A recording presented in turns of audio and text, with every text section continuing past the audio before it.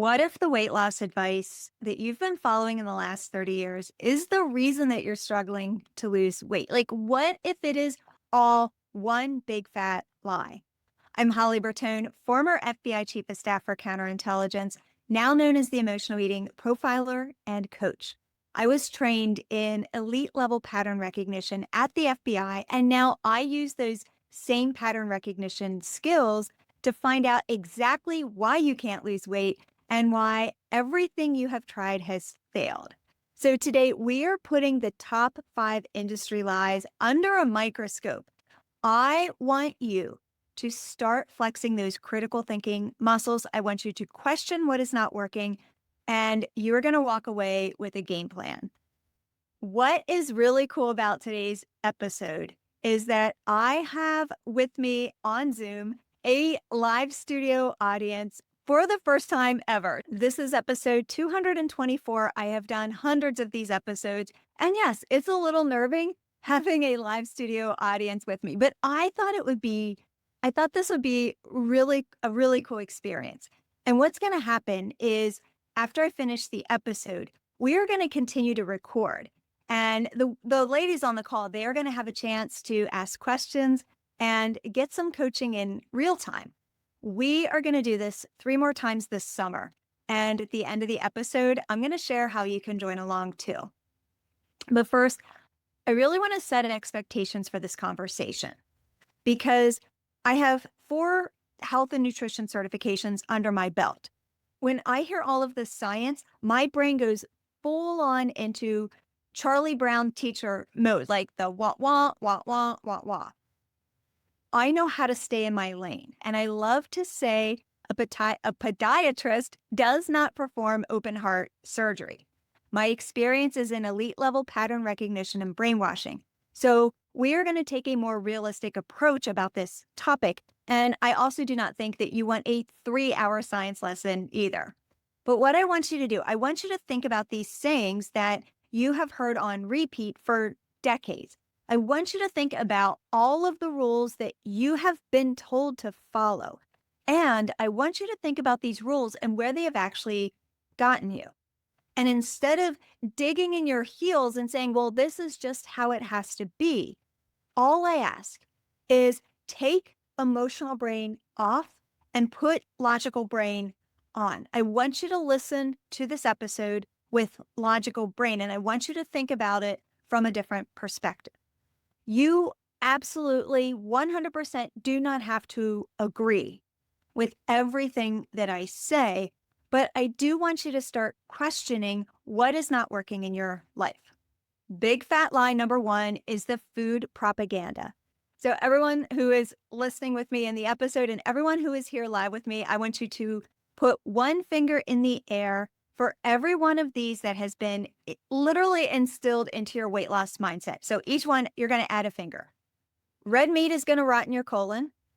Fat makes you fat. Eggs will clog your arteries. Grains are good for you. And vegetable oils are heart healthy. Okay, I'm definitely seeing some fingers up here. And yeah, you at home, I'm guessing your entire hand is up or the majority of your fingers are up. I want you to think about the types of foods that people ate in the 1970s and any time before the 1970s. And I want you to think about the correlation between the type of food and the average weight of people in the 70s and before. Like go back, look at photos, look at the TV shows, and it is going to show you everything that you need. Like the visual is there. It's not going to lie.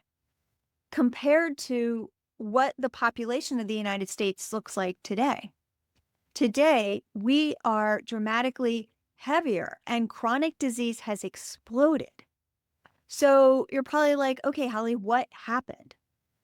Ancel Keys happened. Ancel Keys and the 7 countries studies. If you haven't heard about it, it was in the 1950s. And this was a huge part of the propaganda that shaped decades of nutrition advice. So in the 50s, what he did was he followed middle-aged men around in 7 countries. And the conclusion was that diets high in saturated fat raise cholesterol which increases the risk for heart disease.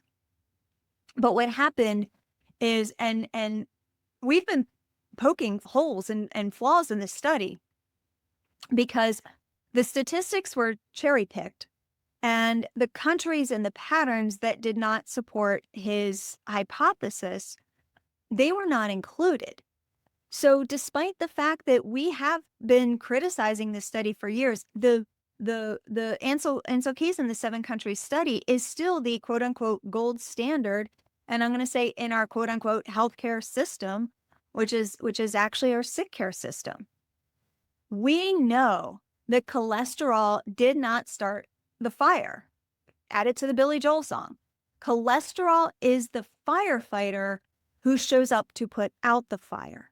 So the fire happens, cholesterol is there to put out the fire. Cholesterol does not start the fire. And the more that the medical industry lowers that safe level of cholesterol, the more that they can prescribe statins to be on for the rest of your life. And it's not just the medical industry. Big food jumped on this big time. Let's demonize real butter so that we can sell country crock, and I can't believe it's not butter. I mean, I grew up on that stuff. Let's demonize eggs so that we can sell our heart-healthy sugar bomb breakfast cereal. And you're probably saying things like fat makes you fat to this day, decades later. This is propaganda and brainwashing in its finest.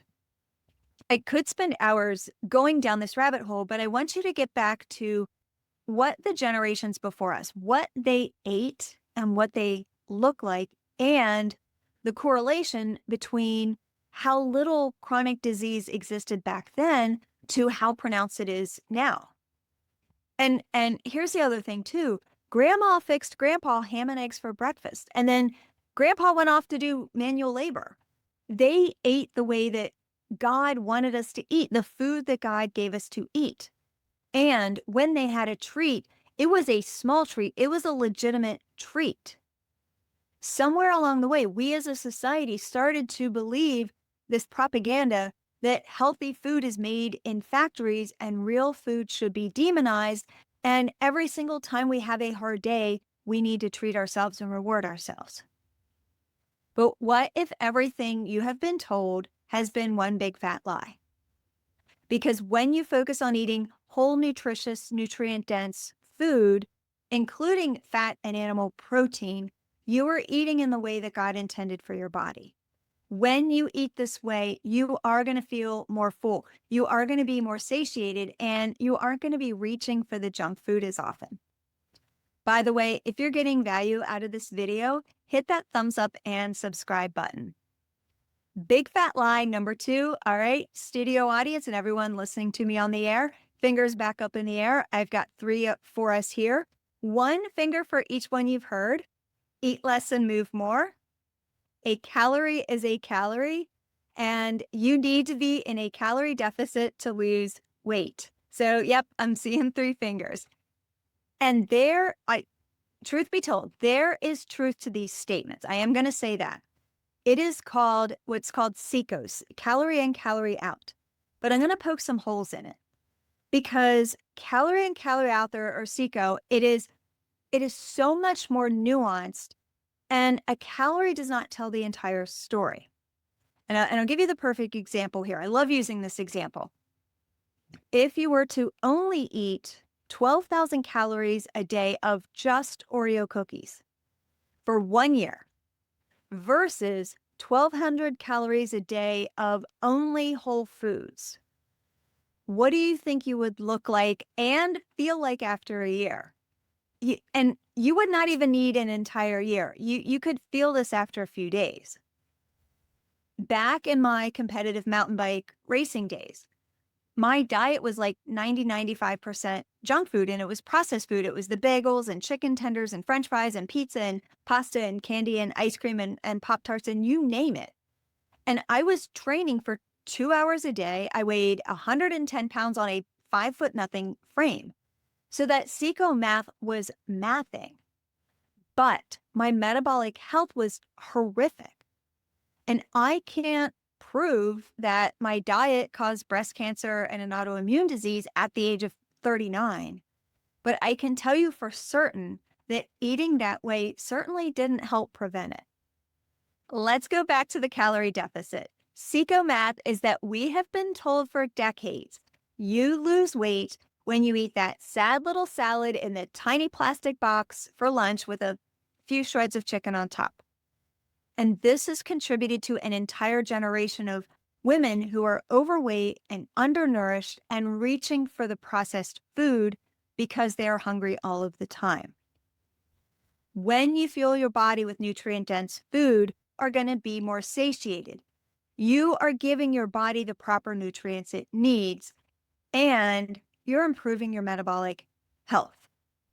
One of my clients connected the dots, and she said this so much more brilliantly than I can. She said, this is the same principle that Dave Ramsey uses with money. He said, every dollar has a job. I need to look at this like every bite of food I take has a job. I want you to think about food that way. Every bite on your fork has a job. And oh, by the way, protein, and specifically animal protein, has a higher thermic effect than carbs or fat. So in simple terms, your body's actually going to use more energy digesting that protein. So yes, calories do matter, but I would much rather you focus on eating nutrient-dense food than wasting time counting calories and obsessing over calories. And that's when the calorie math is going to take care of itself. And the fat loss math, that is when the fat loss math is going to start to math. Big fat lie number 3. You have to exercise hard to burn off that treat. So fingers back up in the air, and I've got 3 for you here. 1 finger for each one you've heard. You have to exercise hard to burn off that treat or the meal. No pain, no gain. And sweating means you've had a good workout. So, all right, I'm seeing some fingers up here. I've got 2 important points here. First is that weight loss happens on your fork. Body recomposition happens when you exercise. Exercise is good for your heart, it's good for your joints, it's good for your mental health, and specifically when you add in strength training, we're now also talking about bone and muscle health, which is extremely important as we age. But thinking about the amount of exercise that you need to burn off whatever you eat, it's kind of insane if you think about the math. So let's say, for example, my favorite 3 o'clock snack used to be a Reese's cup. And for this example, I'll go with 2 rather than the family size. So normal 2 Reese's cups, 210 calories. Let's say you weigh 160 calories. If you were to walk briskly at 4 miles an hour, you would need to walk for 45 to 60 minutes to burn it off. So let's say you're a jogger. Let's say you're jogging at 5 miles an hour. It is still going to take you 20 to 25 minutes to burn it off. And knowing that, we're going to go right back to the CICO lie that we just talked about. Second point, eating is not a reward system. This is not, I ate this, so I'm bad, so now I have to punish myself by doing this workout, and I have to do this. When you eat real food, nutrient-dense food, that experience should be enjoyable. You should look forward to that plate of food that you eat every single day. And working out and exercising should also be enjoyable. Food is not a reward, and exercise is not a punishment. Big fat lie number 4 is eat 6 small meals a day. So fingers back up. We have 2 quick ones here. The first one is eat 6 small meals a day. And the second one is eating 6 meals a day is better for your metabolism. So I'm seeing some more fingers up here. I have no clue where this started, but this is another one that everyone repeats. And the fact is that every time you eat, and especially if those meals or those snacks are heavy with starchy carbs and sugary carbs, it's going to spike your blood sugar and it's going to put your body into digest mode. And when your blood sugar spikes and you're digesting your food, your body is focused on that process. But when you eat, and I'm even going to say 2 meals a day, 3 meals a day, 2 or 3 meals a day, you are giving your body time to digest. And when you have enough time in between meals, and especially that longest window in between meals, this is the time that you're going to burn fat. This is also one of the reasons why I want you to eat your last meal a minimum of 3 hours before you go to sleep. And when I say last meal, I mean kitchen closed, no snacks. One of my beta testers in my brand new Back to Basics program, where you build the sustainable weight loss machine, she is diabetic. She was a big snacker, and her CGM, her continuous glucose monitor, was constantly spiking. In her first week, she followed the program to a T. She ate 3 meals a day. She did not snack. And she told me for the first time in years, her blood sugar was stable. And not just that, she had so much more energy that she no longer took an afternoon nap. So if you don't believe me, try it for yourself. Experiment with this for a week. Come back and let me know how it's going for you. I guarantee things are going to be different. And I want to leave you with this head scratcher. At what point did we decide that we need to have this full feeling in our stomach all day long? Before we jump into the 5th and final big fat weight loss lie, let's recap the first 4. The first one is the food propaganda. Number 2, calorie in, calorie out. Number 3, you have to exercise hard to burn off that treat. And number 4, eat 6 small meals a day. So the 5th and final big fat weight loss lie is that after a certain age, your body just level sets. So fingers up, last one. I've got 5 for this one.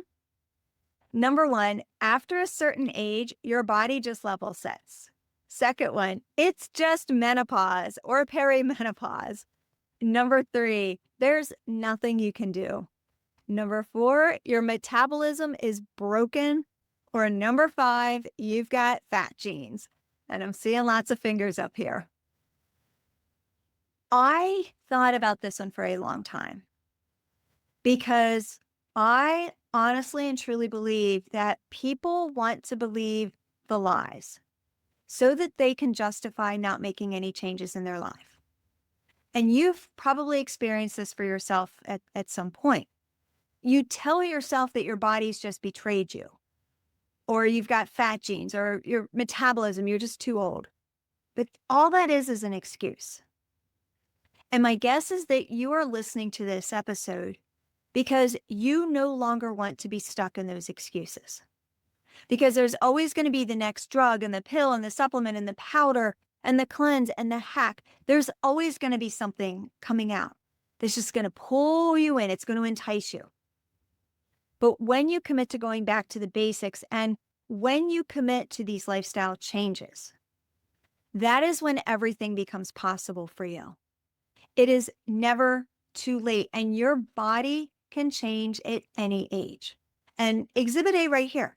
I've been through years of emotional eating, years of weight struggles, breast cancer, autoimmune disease. My body has been through hell and back.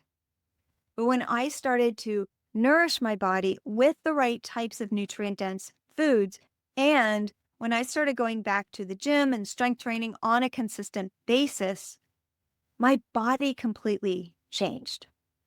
So yes, your metabolism is probably slower. Yes, you may have lost muscle. Yes, your hormones have changed. It is easy to believe that the best years are behind you.